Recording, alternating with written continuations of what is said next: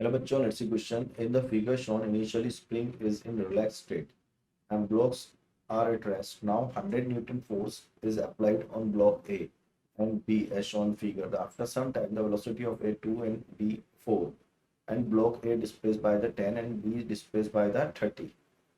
Then work done by the spring force A W naught Joule. So work done by spring on A. अच्छा ढंग से देखो बच्चों, अगर आप देखोगे तो with respect to centre of mass अगर लिखता हूँ तो acceleration of centre of mass कितना है? जीरो। क्यों? क्योंकि net force on the system zero है।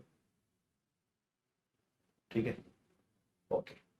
अगर ऐसा है कि net force on the system zero है, तो अगर हम बात करें मोमेंटम की भी, तो मोमेंटम भी टोटल जीरो रहेगा। और वो बोल भी रहा है, इसका वेलोसिटी दे रहा है वो किसी भी मोमेंट पर 2 मीटर पर सेकेंड, और इसका वेलोसिटी दे रहा है वो 4 मीटर पर सेकेंड। ठीक है, इसका मतलब हम सेंटर ऑफ मास फ्रेम में सोचें, COM centre of mass frame में सोचें, तो ये जो है वो SHM करेगा, और SHM करेगा तो दोनों मोमेंटली रेस्ट पर आएंगे किसी भी टाइम पर, और फिर वापस मूव करेंगे। इसका मतलब अगर देखें तो ये हमें एक सिचुएशन दे दी उसने, जिसमें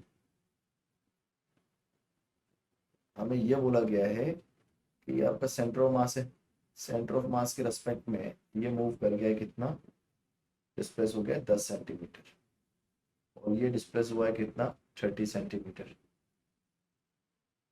ठीक है, और इस पॉइंट पे इसका वेलोसिटी है 2 और इसका वेलोसिटी है 4। तो अगर अपन, और इस पे फोर्स तो कितना लग रहा है, 100 Newton centre of mass frame में, और इस पे भी फोर्स लग रहा है 100 Newton centre of mass frame. तो अगर अपन देखें यहाँ से, तो वर्क एनर्जी थ्योरम लगाए थे अपन, वर्क एनर्जी थ्योरम। तो अगर मैं वर्क एनर्जी थ्योरम लगाने जा रहा हूँ बच्चों, तो देखें आप ढंग से, total change in kinetic energy is equal to total work W net. तो चेंज इन काइनेटिक एनर्जी कितना होगा, हाफ ऑफ, लेकिन हम ए के लिखेंगे है ना, half of m into v square for a plus force external into displacement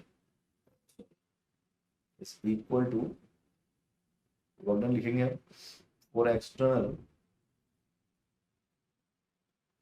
into displacement plus work done by spring.